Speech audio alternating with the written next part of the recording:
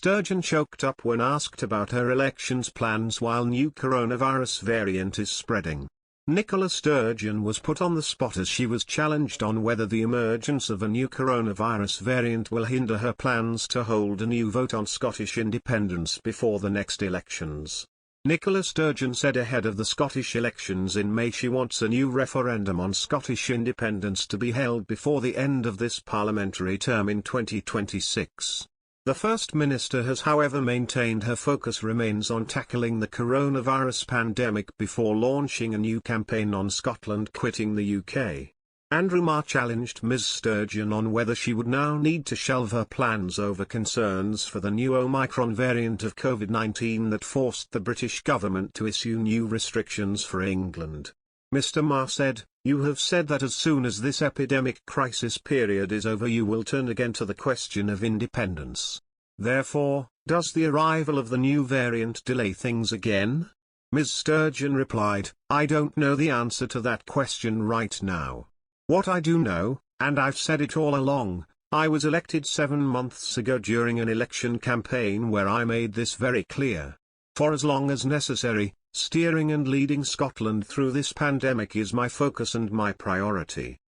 I made a statement in Parliament where I was very hopeful we were starting to turn the corner. Clearly, a few days on, the situation potentially looks very different with the arrival of this new variant." But the BBC presenter chipped in, saying, "You can't tell your party yet when you're going to have that referendum." The Scottish First Minister said, "I think if I stood up in front of my party and told them that I, alone in the world, could see when this COVID pandemic was going to end, then people would look at me a bit askance." The SNP has continued to clamour for a new referendum on independence since the Brexit referendum in 2016. Ms Sturgeon requested permission from Westminster to hold a new vote in 2017 but was refused. SNP's Westminster leader Ian Blackford renewed calls for a new referendum in his speech to members during their virtual's November conference on Sunday. Mr Blackford said, "Independence is now the pathway to safety and stability, it offers an escape from the constant crisis of Westminster control. Built on the solid foundations of our own democratic decisions, independence offers the opportunity to build the post-pandemic future we all wish to see. The chance to build a new Scotland that finally takes its natural place amongst the nations of the world."